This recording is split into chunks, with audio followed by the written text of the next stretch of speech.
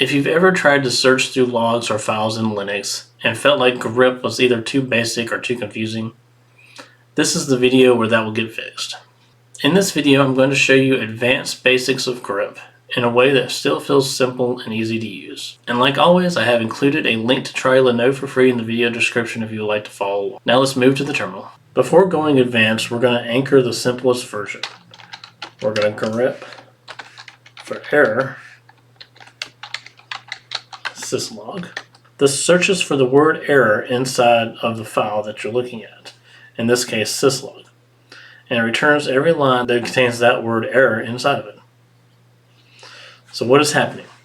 Grep goes through the file line by line. It checks if the word exists. If it does, then grep prints the whole line out. And this is how you quickly scan logs for failures or errors when something breaks.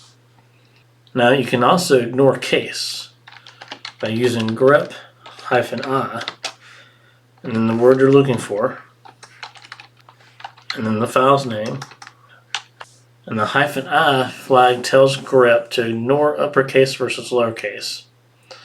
So with the I, every matching situation of error gets pulled out, whether it's uppercase or lowercase. Without the -i, it only matches the case of what you're searching for. So with the -i, it prints out every line regardless of if it's uppercase or if it's lowercase. Without the -i, it only matches the word itself. So it only prints out the lowercase because we only search for lowercase. And the reason why this is important is because logs are inconsistent.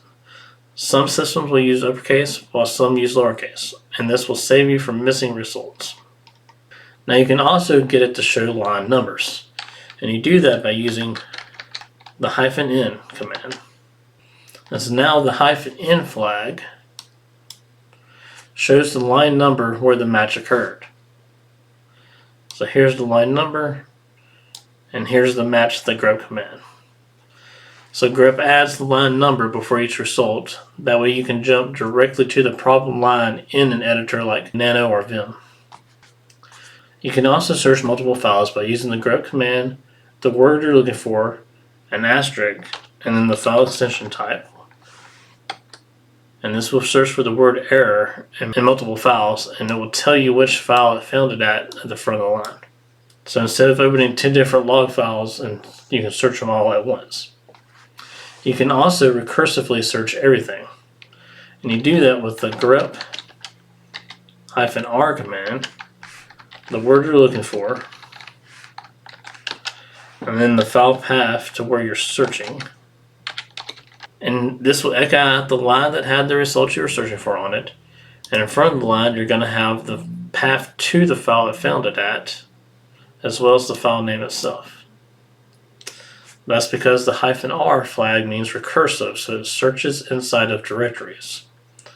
So grep walked through every folder and it checked every file. And this is how you can scan an entire system for issues in seconds. Now you can also count how many matches you have instead of showing them. And you do that with the grep -c option for count. And then what you're looking for.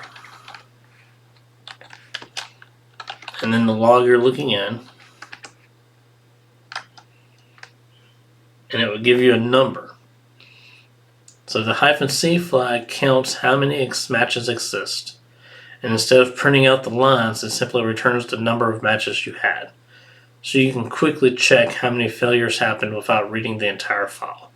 You can also show only the matching part. And you do grep -o to only match the word, not the full line, and then what you're searching for,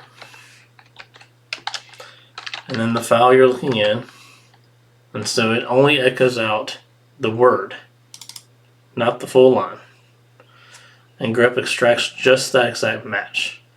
This can be useful if you're parsing data or feeding results into another command. Now you can also use grep to find the invert match.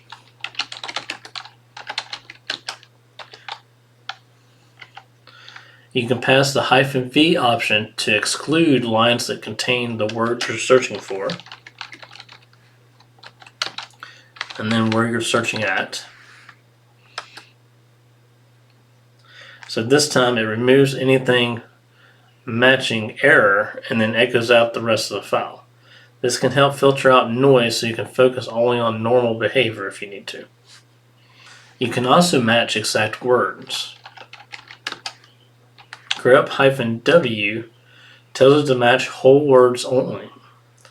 So if we do grep-w for error and syslog, it avoids partial matches like errors plural or erroring. It just picks out just error all by itself. This can help you prevent false positives when analyzing logs. You can also combine flags. This is where grep becomes really powerful. So you can do grep-rin. So that's grep R for recursive, I for ignore case, and N for line number, what you're searching for, in this case error, and where you're searching at. In this case, I'm going to search the log directory. And so we are stacking simple options together to build a powerful search. This is a realistic command combination that professionals use daily in the IT world. Now, the number one biggest mistake I see people make is forgetting to put quotes around what they're searching for. Grepping for error without quotations will not always work. Sometimes it will break, depending on what you're searching for. But putting quotations around what you're searching for should always work. The second mistake I see people make is permission denied errors. When you're searching system folders, like in this example of var and log, you need to either use sudo in front of your grep command, or you need to switch to root user to search. Now, the third biggest mistake I see made is too much output. We did that earlier. When we passed along the -v, that spits out every line in the file we're looking at that does not include the word error. And that was a lot of output. Let me run it just by itself so you can see. And see, that went faster than anybody could read. So I'm going to do that command again, and this time I'm going to pipe it through the less command. So now we can go through it a page at a time and really search for it as we go, instead of getting hit all at once by all this data. So let's walk through a real situation real quick.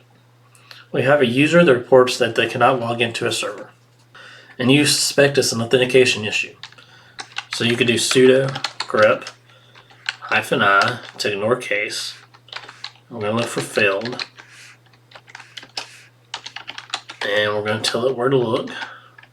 And so we searched through the authentication log, we ignored case, and we found failed login attempts. This tells us that someone attempted to log in. We can see the username, or we can see an invalid user, depending on the situation. And we can start our investigation from here. This is exactly how grep is used in real IT environments. And once you're comfortable with everything we've covered in this video, the next real step is learning basic patterns. For example, this searches for lines that start with error and only echoes those out. Now, you don't have to master this concept yet. Just know that grep can become even more precise when you're ready to get there. Now go and work through these commands a few times on your own until it starts to feel natural. You don't need to remember everything at once, just get comfortable using a few commands at a time. If you have any questions, feel free to visit our forums page. I'll put a link in the video description to it. And if you found this video helpful, please be sure to like it and leave a comment down below. And I will see everyone in the next video.